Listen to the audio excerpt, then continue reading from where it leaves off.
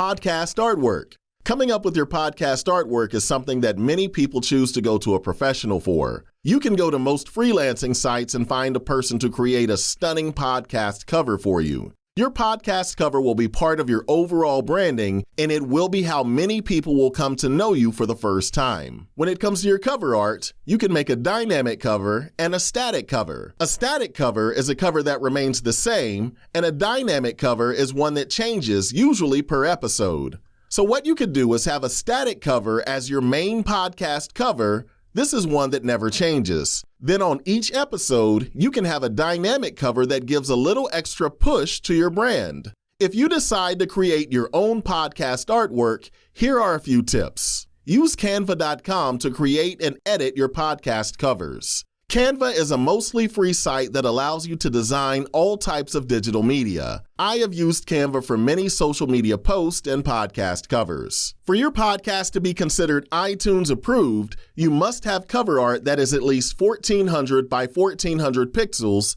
and no more than 3000 by 3000 pixels, and it must be in a JPEG or PNG format. This can be very frustrating if you get this wrong, and because things do change, it's always a good idea to check out iTunes podcast requirements before you begin making your artwork. You should use high-quality images, no more than 2 fonts, and you shouldn't overcrowd your cover with too many words. This can be a distraction.